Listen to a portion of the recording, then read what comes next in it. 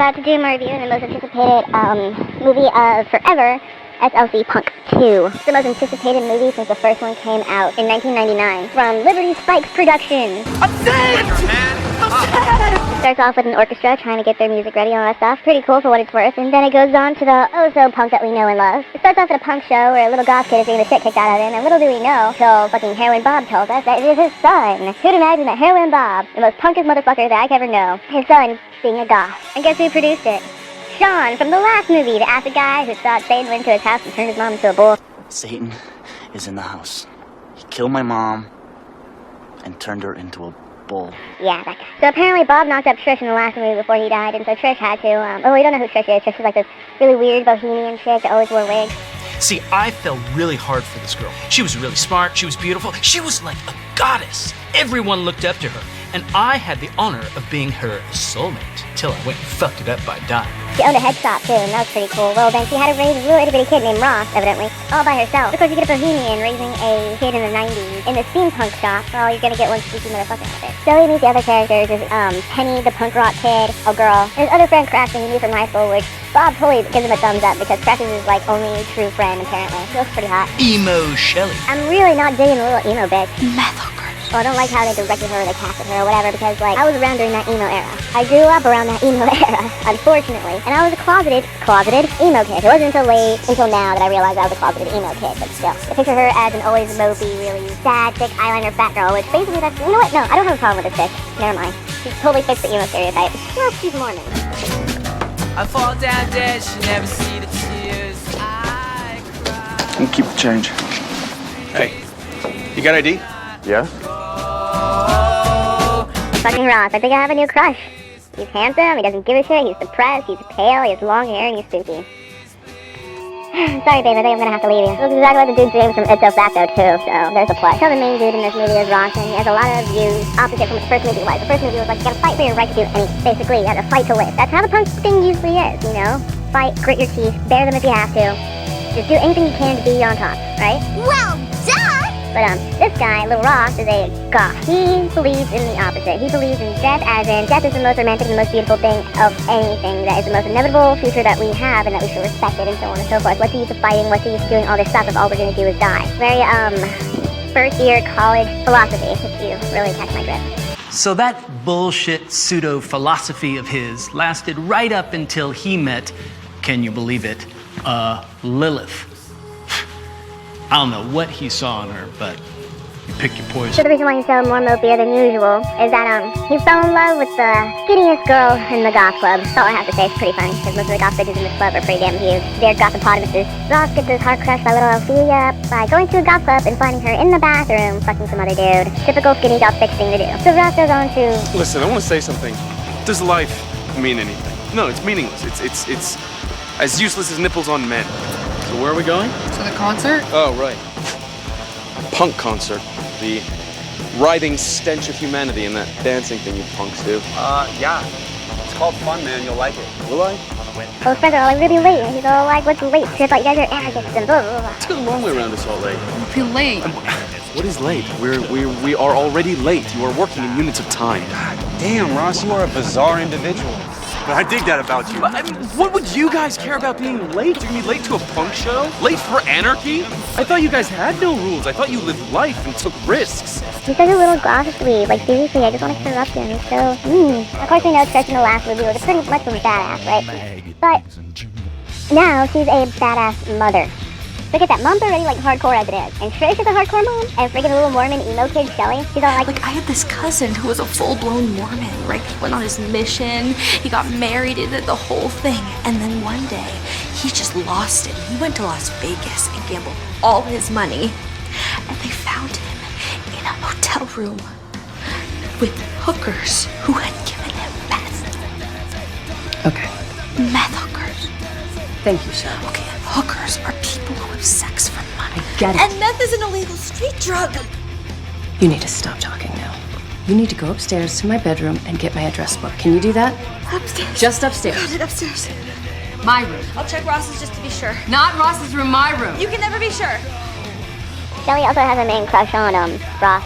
Like big, like emo girl big. Like, let's say 2006, middle school girl crushing on Gerard, way big. Then we catch Sean wearing a lovely turquoise knitted beanie and a nice suit, talking to his two lovely friends. I don't know their names yet, but I will find them out soon. I work for a state senator now.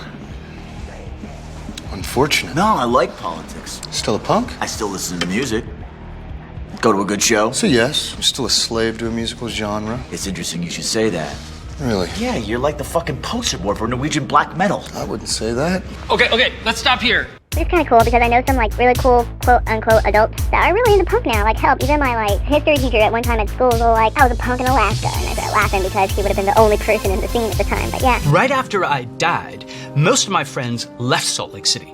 But these guys fucking stayed. Apparently, one of Sean's friends happens to be the mod from the first movie that buys acid off him. Well, he grew his hair longer and he looks freaking hot. He still looks like Keanu Reeves, so. Back in the day when I was alive, John was a mod. In fact, he was called John the Mod. But then he met this Norwegian chick, and he moved to like Norway, where he discovered black metal, possibly the most hardcore music genre going on at the time. See, these Norwegian kids, they were pissed off at Christianity for coming and fucking destroying their culture. I mean, it happened like 10 billion years ago, but you know, we all need a cause, right? So, John, being Native American Mormon, kind of connected with this. So he changed his name to Johnny Jekyll, buffed out, grew out his hair, started wearing all this fucking makeup shit, drinking out of things like this, and then he opened a black metal shop. I'm not complaining. I'd like to look at him right now as a progression with the times. You know, when you're a kid, you buy your first NSYNC CD because you have a crush on Justin Timberlake and with hopes of marrying him one day, and NSYNC will never lose its cool. And then you grow up, you know, becoming a punk, a teenager, you get on a bunch of other things, you end up becoming a mod, you buy a moped, all that fucking good shit. You grow, and now as an adult, you do adult things. I like to look as a mod as in society, basically going on with the trend. So there's this kid that wants to buy some smoke bombs, and of course, you know, in shops, like head shops, you don't say, hey, I want to buy a bong, you say, I want to buy a water pipe. You don't say, hey, I want to buy a meth pipe, you say, hey, I want to buy a oil burner. Well, in this case, this guy wanted to buy some smoke bombs. You don't call them smoke bombs, you buy firecrackers. And you have to have a special license to sell smoke bombs, and you call them smoke bombs. So this guy's all like, also really persistent on it, and freaking John the mod pulls out a sword and starts threatening the kid to get the hell out. Okay. No smoke bombs. Fucking asshole. I'm going to the cops. I'm Dorgon. You do that. I'm Dorgon. Dorgon. John. You think it's a good idea to threaten your customers with, you know, actual death? Why do you think they come in here? Well, if you don't want to sell the fireworks, why don't you just put them away? Those are for people in the circle. That guy, not in the circle. Holy fuck, John, you've really changed. So then there's Sean. Now, Sean, back in the day, used to sell acid. But after an accident where he inadvertently ingested over 112 hits of acid, he got so fucked up, he started thinking that I was Jesus Christ. You know, by the way, I like to visit him sometimes in flashbacks and freak him out. I really like Heroin Bob. He wasn't really my favorite character in the first movie, but he's my favorite character in this movie. Because he does the one thing that I'll totally do to every one of you motherfuckers when I die. Haunt you in a flashback. Because I know some of you have already, like, tried acid, and you will have a flashback sometime. So I will come back in your flashback. Be prepared. So, Sean ended up begging, but eventually he got himself off the streets and checked into a facility. And after a few years, he got out and even got a job working for a state senator. But you know, you can't really take the punk out of a guy like Sean. When I search you, what am I gonna find, huh? Look at me. Like getting arrested for no fucking reason, but you know. It's cool, man. No, it's cool. I work on a hill. You see? And I would like to know why you're arrested. Because I can. What are you gonna do about it? All right. I'm talking to you. Run! Oh! Shit!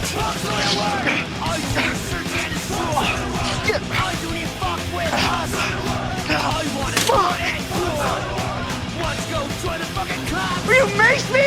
I love all the parts of Bob because he, well, right now, he just went through all the different genres of punk. And it's pretty cool because, yeah. Punk, the music genre and movement. See, now, way back 10,000 years ago, when the whole thing started, it was just punk. But over the years, like religion, the whole thing began to divide. So today, it's hard to keep up with all the different kinds of punk there is. Let me just list a few of the subdivisions. Punk, hardcore, emo-core, queercore, skate punk, surf punk, straight edge, crust punk, gutter punk, cyberpunk, steampunk, psychobilly, horror punk, folk punk, ska punk, anarcho-punk, pop punk, post-punk, proto-punk, oi! Trash punk, Nazi punk, cow punk, two-tone art punk, bandana thrash, gypsy punk, Canadian hardcore, Celtic punk, Christian punk, Krishnacore, glam punk, Latino punk, street punk, geek punk, Greek punk, and freak punk. Just to name a few. Lots to choose from. Personally, I like it. They're stopping to give this dude a ride. Apparently, that everyone else thinks that Ross is an arrogant fucking person, and he is. He's all like, I'm not arrogant. And like, Ash is all like, no, dude, you're not arrogant, you're cool, bro. So Ross is a fucking arrogant person because, while Crash and Penny are conversating with this nice Rastafarian gentleman, he is looking out into the hills like a majestic falcon, or in his case, a raven, looking over the hills, looking at the earth and what he once will soon become when he rots on the ground. I don't know, making up some goth shit. And then he comes around and he looks inside this dude's fucking backpack and grabs a handful of magic mushrooms and swallows them. I think we need a smoke break. I think all movies need smoke breaks. I totally agree. In fact, I think all movies should have smoke breaks. I would like a smoke break. You know one of the best parts about being dead? Nobody can tell you that smoking will kill you. So you know that dude that dressed really well and then he was all like, I can give a shit what the rednecks in this town think about me. I know I'm not gay. Ladies love me. I have no problem with gay guys. As a matter of fact, they are some of the coolest guys that I know. The only reason half these guys start shit, it's not because they want to fight. It's because they want to fuck. So, this guy, Eddie, he used to hang out with us back in the day, mostly because he didn't fit in with anyone else. He was sort of one of these old-fashioned playboy types. Really good looking, the ladies loved him, he loved the ladies. So, what does a guy like that do with such talents? He sells it. Burlesque club. But this wasn't like one of these seedy clubs. No, this was hip.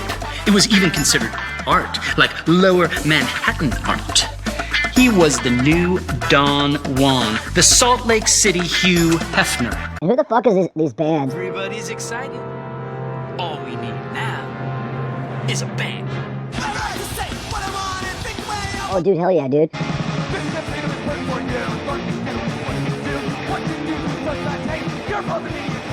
The band from the first movie is about to play. So my son made it to a punk show. It's amazing. I used to go to these shows all the time back when I was alive. But dude, they were never this big, never enough. If you come to this place, you are welcome. Here you will find the freaks, the nuts, the outsiders, and they aren't just kids. All ages of weirdos are here. All of these people engaged in what looks like meaningless chaos. But in this chaos, these people lose themselves. Look at Ross. Even he is no longer himself. He has forgotten himself. That is what I miss about life. All these people are engaged through the bands, and the bands have a contract with the people. They all of them, in this night, in this moment, don't have a care in the world. They aren't concerned with doomsday, money, jobs, relationships, abuse, bullies, rapists, murders, whatever. They care about nothing. For now, they are immortal. Behold the gods, and different from me, they are alive. The living gods.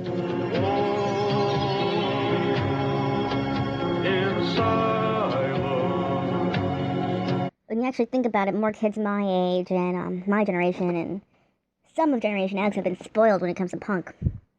That we knew it as a big, semi-corporate kind of thing, you know, big shows, big everything. We knew the gist of it, but we didn't know the true soul, but Bob did. Bob was around when these things were tiny little fucking, like, apartment room complexes, and everyone went there, which was like good 20 people, if even, and they all started fights, they all did everything. It was basically a club that you belonged to, and now everyone is part of everybody. The new hippie movement, believe it or not. Alright. He climbed up on the stage, and instead of jumping off promptly, he stopped the entire band, and he says, I would like to say something really fast, which is something you should never fucking do. Just drums for a second.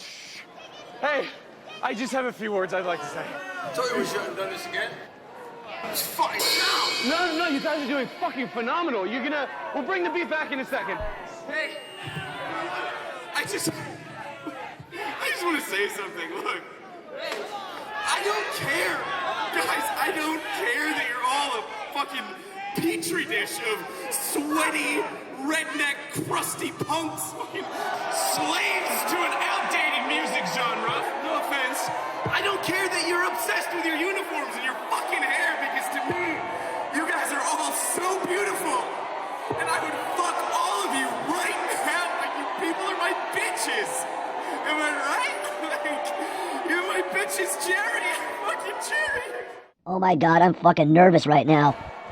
And then he is promptly thrown off a fucking stage and pummeled to a fucking pulp where not Steve-O, fucking, Sean comes to the rescue. Sean and his, and the mod, John the mod, and, his mom, everybody comes to the rescue of this fucking show. Well, basically, Ross's uncles and his mom come to the show, and freaking emo Sophie, or emo, whatever the fuck her name is, Meg. They drag him out of the fucking venue with Penny, and, they start having a little feels moment. I'm not gonna really, like, end it for you, but my favorite line that freaking, John the Mod says. I don't have anything against Jesus. I just don't like his fan club. How great. Everyone's letting go, healing and feeling and living and loving and all that shit. But you know what? In the end of the day, I'm still dead. So fuck you. I mean, come on, man. The first one was from Steve-O's point of view instead of Bob's point of view. This one from Bob's point of view and he's dead, so it's even more awesome. And it shows that Steve-O is more of the sidekick. Which is what we should have had in the first one. Next time we see Matthew Lillard, we have to ask him, like, why, bro? Why aren't you in number 2, you know? And then, you realize I was the same as while playing Dungeons & Dragons with him. Like I said, Dungeons & Dragons at the Magic Castle. Also, remember, Bill Wheaton. Oh, no. At the end of the day, Bob's still dead. And there's a new generation. And I love that they played David Bowie in the end. This is Layla signing out.